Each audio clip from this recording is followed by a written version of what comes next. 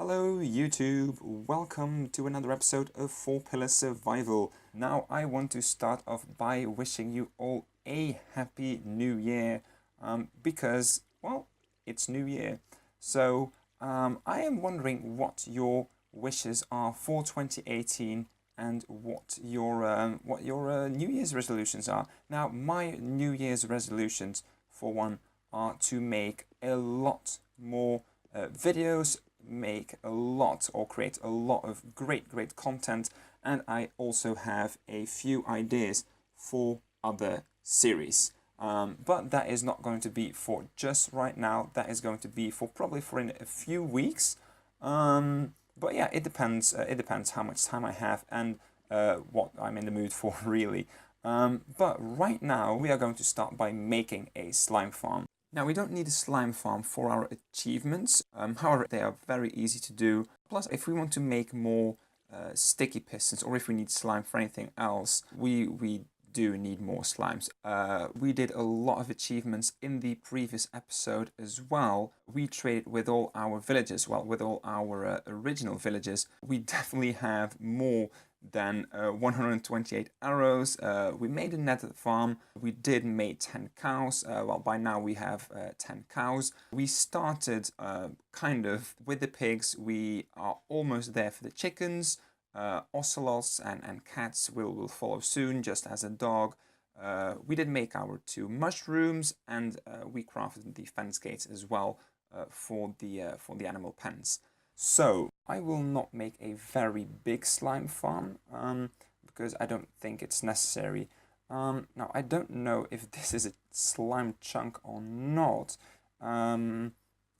So maybe I should check this out. I'm going to check this out real quick. There's a website called Chunk Finder. Some people might find it a bit cheaty, but I think it's a really good tool to check out. Well, basically anything you can find where slime chunks are, where there's nether fortresses, what else? Temples, villages, woodland mansions, really anything. If I remember, I will put the description in the link below, because I think it's a really nice tool when playing Minecraft. So according to the chunk finder, the slime chunk is from that point all the way to that point.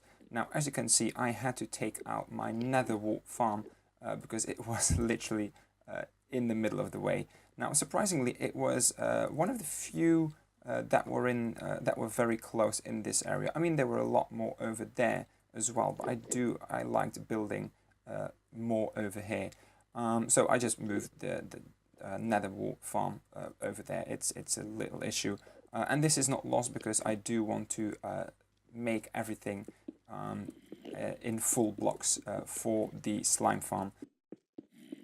So I have made the skeleton for my slime farm. So what I've done is I've made a platform of 3 high. I made sure that there was a gap of 3 blocks in between, and then a high wall. The reason for this is it needs to be 3 high so the big slimes can't jump up. There needs to be a gap of 3 wide, also because of the big slimes. They need to be able to fall off, and the wall is for them not to be able to jump over, obviously. As you can see, I have made a water stream that goes all the way from the back to the beginning of the farm, using pressure plates and signs to keep the water stream flowing as I want. So how it works is they will flow into the cactus. All the slime will flow into the cactus. They will die eventually because they cannot escape, and all the loot will fall into the hoppers, which will then fall or actually flow into this chest.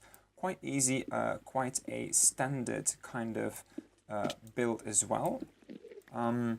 So yeah, this is how it works. So I need to be further away for this to work, but I will check this out from time to time, not only to check out the slime farm, but also to check out the nether wall farm, which is going quite well.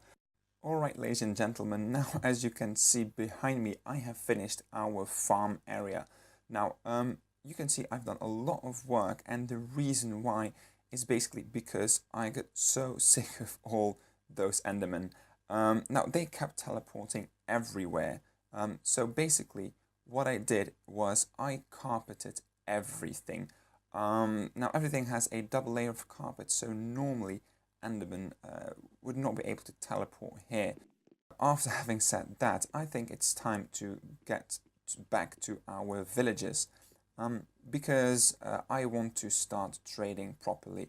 Now, I will not move those two villages to the villager breeder because I'm planning to make a villager, well, I wouldn't call it a trading hall, but at least somewhere separately where I can trade the villagers properly.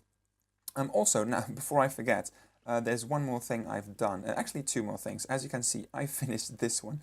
Finally, I finished the second one. But what I've also done is I thought it was a bit of a shame that we didn't do our mushrooms. Well, we just did them and then left them. So I put them back right over here. I think it's quite nice. Now, while I'm here, I might as well start breeding our cows a little bit more. Now, we have plenty of cows, definitely, but if I want to start getting some leather, because in this episode I do want to get the enchantment set up as well. There we go.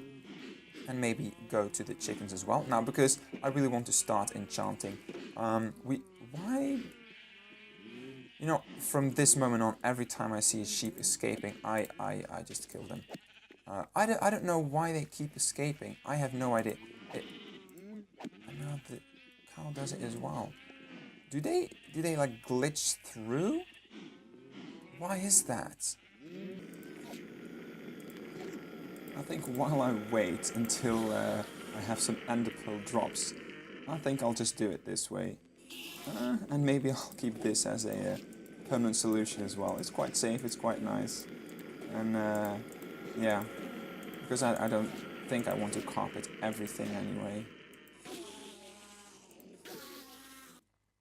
Okay, so I decided to put our villager trading hall right at the bottom platform underneath our villager breeding chamber. And that is because I wanted to be far enough from the village to so the villagers do not count towards the max population.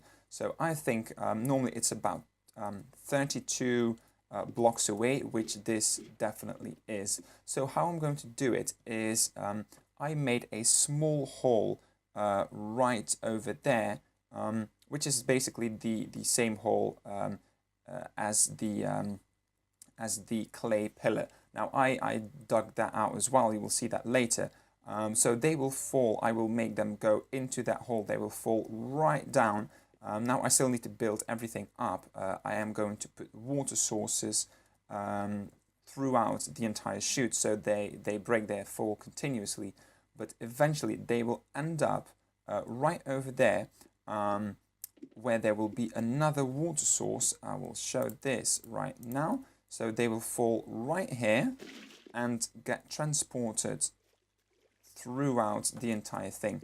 Now what will happen is I will put some chambers right at the bottom where they will fall in. So basically I'm going to do some same techniques as the like normal tutorials for villager trading halls. So I'm basically going to put fences at the bottom, and if I want them to fall in, the fence will be opened. If I do not want them to fall in, the fence will be closed. Okay, so the only thing that's left now is I did this wrong, is to build this up all the way to there, and then I can start putting villagers in our villager trading hall. Now let's see if this works. So I'm going to hopefully not die. I'm going to fall down. Cool. Well, that worked. That worked really well. I've finished the drop down chute, so I think it's time to start transporting our first villager. Now this is a useless one, so I will keep him here to breed, but I want to get some useful villagers in our chamber. Now I think I'm going to move a cleric because they have redstone, they have lapis, and that is definitely something we will be able to use. Unfortunately, the nitwit is there as well. That's okay. I'm just gonna... Oh, no, no, no, no, no. This kind of backfired. And he is not falling in. Why? I mean, I'm happy he doesn't, but he shouldn't. Okay, he went back. Okay, this is a bit annoying. Okay, I'll sort this out and then let's see what we can do to transport our first one. And here we go. All right, that is our first one done. That luckily did not take very long. I don't need a fisherman. So yeah, I definitely want to get that one back. But we're not going to do that right now. Now I would like to, well, I would like to transport a few more, but I'm going to go down and see if everything worked as I would like it to work.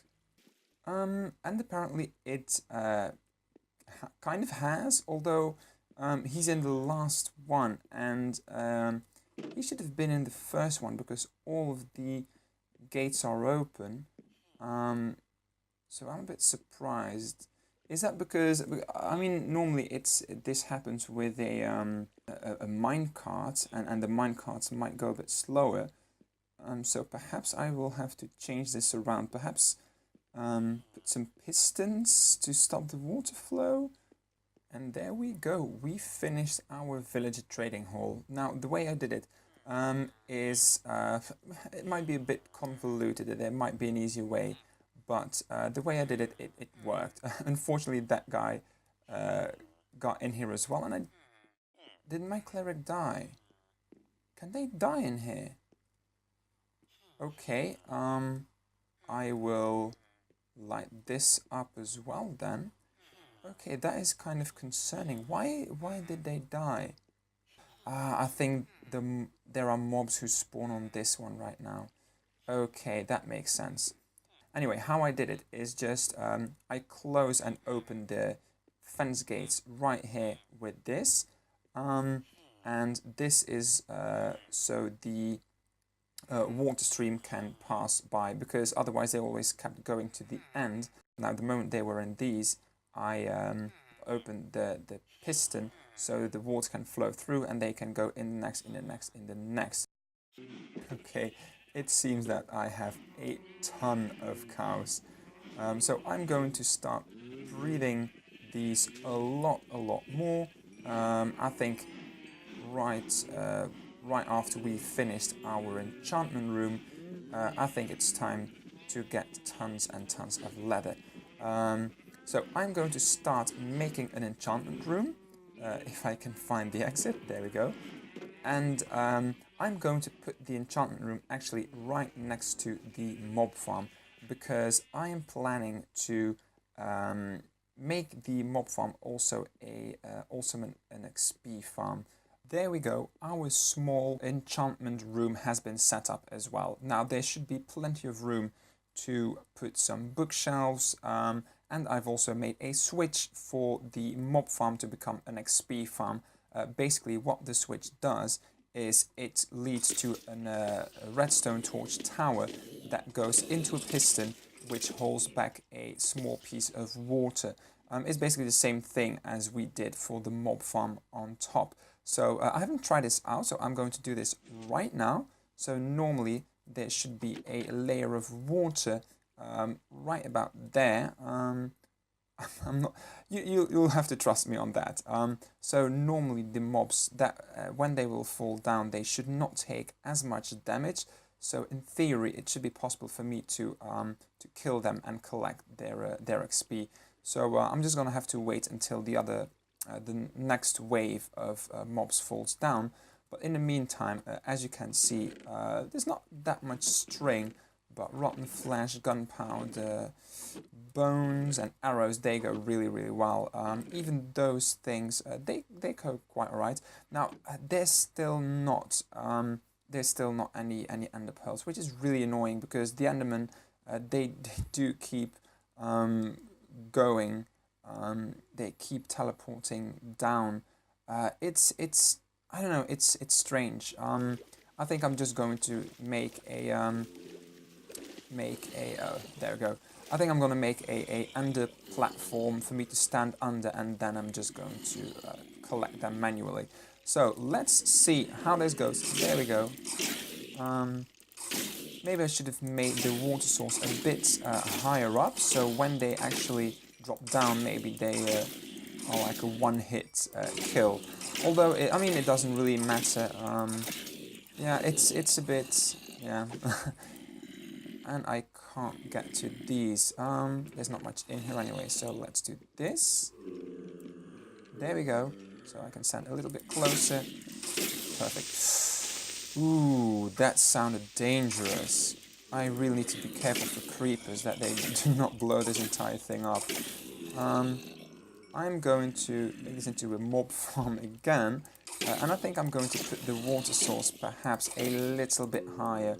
I'm going to check out how long it takes, or what the drop down should be for skeletons, zombies, and creepers to fall down. I really see those creepers. They freak me out. So I'm going to check out how long it would, how high up I should put them to make it a one-hit kill. I think that will be a slightly safer option. Now the next part of doing our enchantment setup is obviously getting our leather. So I'm going to breed them just one more time. I'm going to breed them one more time.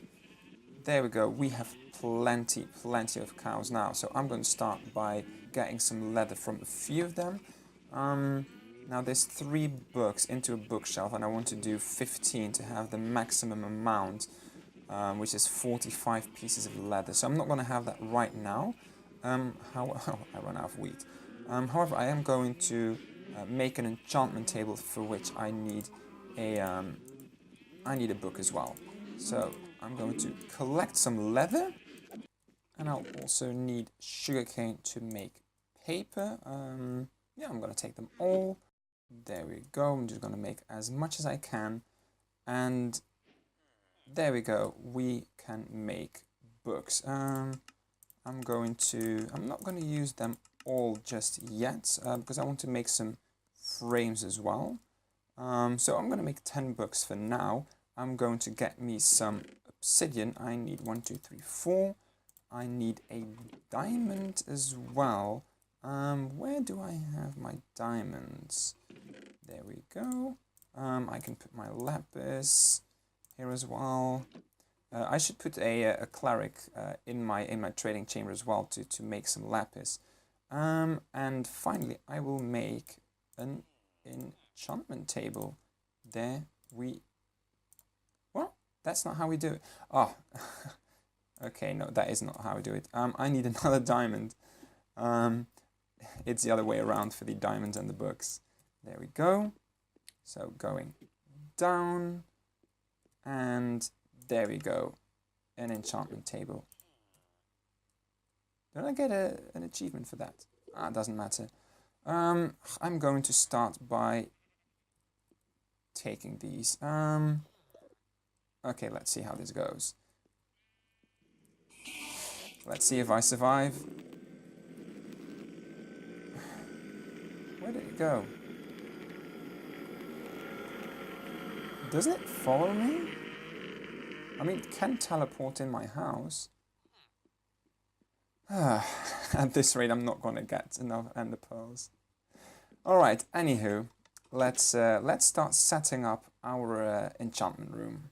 Alright, now for the time being, this is all I could do. I had enough books to make 3 bookshelves.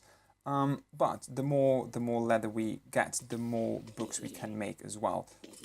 So I will put the lapis in here as well. I'm going to put the paper in here, put some words to make books if I want to, and the rest of the leather. So there we go. We have our enchantment setup done. So yeah, this will start being a bit more fully equipped once we've got some more leather. But right now, I think, ladies and gentlemen, this is all we have time for today. Now, I hope you enjoyed this episode, and I will see you all in the next one. Bye.